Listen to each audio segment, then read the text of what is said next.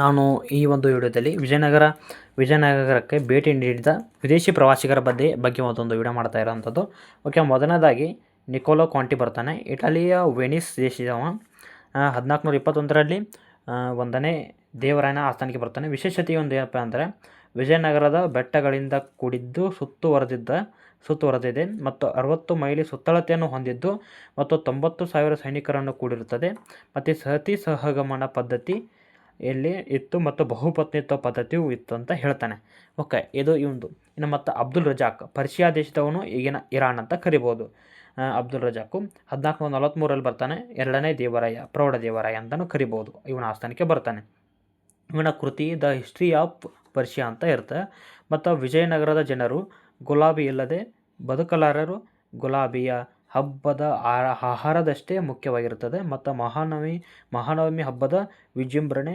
ಮತ್ತು ವಿಜಯನಗರವು 7 ಸುತ್ತಿನ ಕೋಟೆಯಾಗಿದ್ದು, ಇಂತಹ ನಗರವನ್ನು ಕಣ್ಣಲ್ಲೂ ಕಂಡಿಲ್ಲ, ಕಿವಿಯಲ್ಲೂ ಕೇಳಿಲ್ಲ. ರಾಜನು ಕುರಾನ್ ಮತ್ತು ಪುರಾಣಗಳನ್ನು ಎತ್ತರದ ಮತ್ತು ಗೌರವದ ಸ್ಥಾನದಲ್ಲಿ ಇಟ್ಟಿದ್ದಾರೆ ಎಂದು ಹೇಳಿದನು.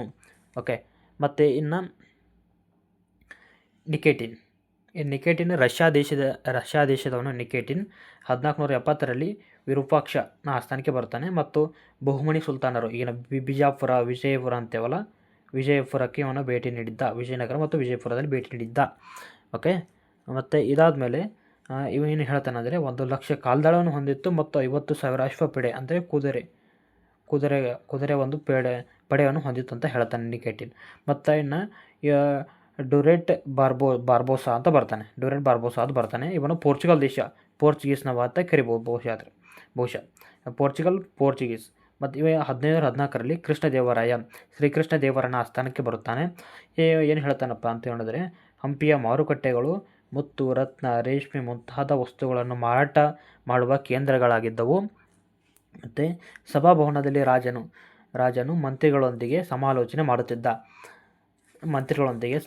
ಮಾಡುತ್ತಿದ್ದ ಅಂತ ಹೇಳ್ತಾನೆ. ಮತ್ತು ಇಲ್ಲಿ ಡೊಮಿಂಗೋ ಪಯಾಸ್ ಅಂತ ಬರ್ತಾನೆ ಮುಂದೆ. ಡೊಮಿಂಗೋ ಪಯಾಸ್ ಪೋರ್ಚುಗೀಸ್ ಎರಡು ಒಂದೇ. ಓಕೆ, ಇಲ್ಲಿ ಎಷ್ಟೆಲ್ಲ ಬರ್ತಾನೆ ಅಂದರೆ, 1520ರಲ್ಲಿ ಕೃಷ್ಣದೇವರಾಯನ ಆಸ್ಥಾನಕ್ಕೆ ಬರ್ತಾನೆ. ಮತ್ತು ಅರಮನೆಗಳು ಮಾನವ ನಿರ್ಮಿತ ಎಂಬುದಕ್ಕಿಂತಲೂ ದೇವರ ನಿರ್ಮಿತ ಅಂತ ಕರೀತಾನೆ. ಮತ್ತು ಕೃಷ್ಣದೇವರಾಯನ ಮುಖದ ಮೇಲೆ ಸಿಡುಬಿನ ಕಲೆ ಇದ್ದು ಅಂತ ಹೇಳ್ತಾನೆ ಅವನು. ಮತ್ತು ಪ್ರತಿ ಶುಕ್ರವಾರ ಪ್ರಾಣಿಗಳ ಸಂತೆ ನಡೆಯುತ್ತಿತ್ತು ಅಂತ ಹೇಳ್ತಾನೆ. ಮತ್ತು ಇನ್ನು ಮುಂದಿನವರು ಯಾರು ನೋಡೋದಾದರೆ, ಇನ್ನು ಫರ್ನಾವೋ ನ್ಯೂನಿಚ್ ಅಂತ ಬರ್ತಾನೆ. ಇದು ಪೋರ್ಚುಗಲ್ ದೇಶದವನು. ಮತ್ತು 1535ಕ್ಕೆ ಬಂದು ಅಚ್ಯುತರಾಯನ ಆಸ್ಥಾನಕ್ಕೆ ಬರ್ತಾನೆ. ವಿಜಯನಗರವು ಪ್ರಪಂಚದಲ್ಲಿಯೇ ಅತ್ಯುತ್ತಮ ಮೂಲ ಸೌಕರ್ಯ ಹೊಂದಿದಂತಹ ಒಂದು ನಗರವಾಗಿದೆ. ಮತ್ತು ಇಲ್ಲಿನ ಜನರು ದನವನ್ನು ಹೊರತುಪಡಿಸಿ ಎಲ್ಲ ರೀತಿಯ ಮಾಂಸವನ್ನು ತಿನ್ನುತ್ತಾರೆ ಅಂತ ಹೇಳ್ತಾನೆ. ಮತ್ತು ಅಚ್ಯುತರಾಯನ ಈ ಫರ್ನಾವ್ ನ್ಯೂನಿಚ್ ಏನು ಹೇಳ್ತಾನೆ ಅಂದರೆ, ಸುಳ್ಳುಗಾರ, ಪುಕ್ಕಲು ಮನುಷ್ಯ ಮತ್ತು ಅಚ್ಯುತರಾಯನನ್ನು ಕರೆದಿದ್ದಾನೆ. ಪುಕ್ಕಲು ಮನುಷ್ಯ, ಸುಳ್ಳುಗಾರ ಅಂತ ಕರೀತಾನೆ. ಮತ್ತು ಇದು ಸೀಸರ್ ಫೆಡ್ರಿಕ್ ಏನು ಹೇಳ್ತಾನೆ ಅಂದರೆ, ಸೀಸರ್ ಫೆಡ್ರಿಕ್ ಏನು ಇಟಲಿ ದೇಶದವ, ಇವ 7ನೇದವ.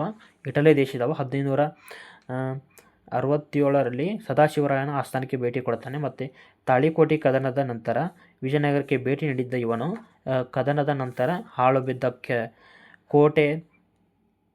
ಕೋಟೆಯಾಗಿತ್ತು, ಹಾಳು ಕೊಂಪೆಯಾಗಿತ್ತು. ಹಂಪಿ ಮತ್ತು ಅಲ್ಲಿಯ ಮಾನವರು ವಾಸಿಸುತ್ತಿರಲಿಲ್ಲ, ಅಲ್ಲಿ ಕಾಡು ಪ್ರಾಣಿಗಳು ಮಾತ್ರ ವಾಸಿಸಿದ್ದವು ಅಂತ ಹೇಳ್ತಾನೆ. ಓಕೆ, ಇದು ವಿಜಯನಗರ ಸಾಮ್ರಾಜ್ಯಕ್ಕೆ ಭೇಟಿ ಕೊಟ್ಟಂತಹ ವಿದೇಶಿ ಪ್ರವಾಸಿಗರ ಬಗ್ಗೆ ಮಾಹಿತಿಯಾಗಿರುತ್ತೆ.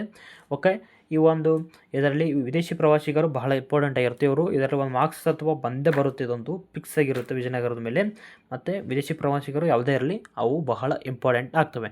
ಇದೊಂದು ವಿಡಿಯೋ ಮಾಹಿತಿ. ವಿಡಿಯೋ ಇಷ್ಟ ಲೈಕ್ ಮಾಡಿ, ಹಾಗೆ ಶೇರ್ ಮಾಡಿ. ಮತ್ತು ನಮ್ಮ ಇನ್ಸ್ಟಾ ಐಡಿನ ಫಾಲೋ ಮಾಡಿ. ಮತ್ತು ನಮ್ಮ ಟೆಲಿಗ್ರಾಮ್ ಚಾನಲ್ ಲಿಂಕ್ನ ನಾವು ಬಯೋದಲ್ಲಿ ಕೊಟ್ಟಿರ್ತೀವಿ, ಅಲ್ಲಿಂದ ನೀವು ಜಾಯಿನ್ ಆಗ್ಬೋದು. ಈ ಒಂದು PDF ಅಲ್ಲಿ ನಿಮಗೆ ಸಿಗುತ್ತೆ. Thank you.